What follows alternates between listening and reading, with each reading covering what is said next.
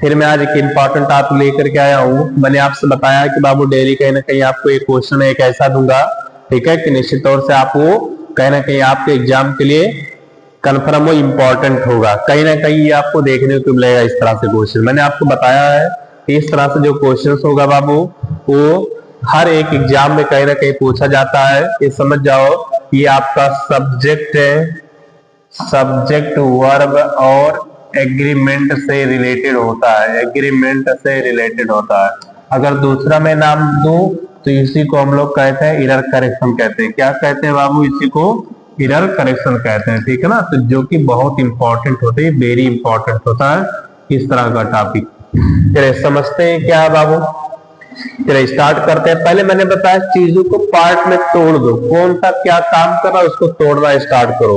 ये देखो one of the, एक बात याद कर लेना, इसको नोट बनाकर यहीं पे लिख लो बाबू, ये वेरी इंपॉर्टेंट है। नोट बना के इसको आप लिख लो, चाहे वन ऑफ हो गया है ना, ईच ऑफ हो गया, ठीक है, आइदर ऑफ हो गया, ठीक है, नाइदर ऑफ हो गया, नाइदर ऑफ हो गया, नाइदर ऑफ हो गया, नन ऑफ हो गया, ठीक है। इसके बाद जो वर्ड होगा, ये ना, ये जो वर्ड होगा ये आपका समझ जाओ कि ये प्लूरल फॉर्म होना चाहिए। कौन सा फॉर्म होना चाहिए?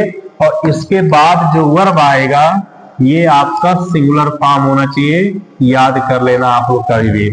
देखो वन ऑफ द, डेवलपिंग या अंडर डेवलप्ड एक ही बात है। कंट्रीज, तो देखो इसने नाउन जो दे दिया, ये नाउन तो आपका क्या है भाई? प्लूरल है, सही बात है। आर, अब ये देखो आर, आर आपका क्या होना चाहिए? सिंगुलर होना चाहिए, क्योंकि वन आपके बाद ये आर आपका क्या होना चाहिए? सिंगुलर होना चाहिए। ये चीज आपका सिंगुलर होना चाहिए, तो इसके स्थान पे आपका इज होना चाहिए, यानी आर का आर में होगा। फेवर ऑफ लाइफ सही है। ये आपका प्रीपोजिशन है, ये आपका ऑब्जेक्ट है, सही है भाई। प्रीपोजिशन बेस है बिकॉज ये आपका कंजक्शन है। मैंने बताया अभी जस्ट कि अगर यहाँ कंजक्शन है तो इसके बाद सब्जेक्ट होगा और इस सब्जेक्ट का अपना कोई क्या होगा? वर्ब होगा। ये चीज मैंने आपको बताया है।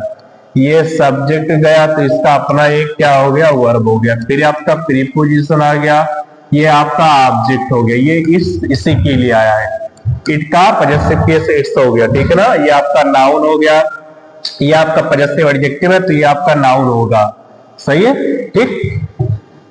चीजों को बाबू तोड़ दो, अपने आप आपका उसका आंसर पता चल जाएगा। तो ऑप्शन किस पार्ट में गलती थी बाबू? पार्ट बी में। ये पार्ट बी में एरर था, ठीक है। Okay, thank you to all of you, thanks to all of you.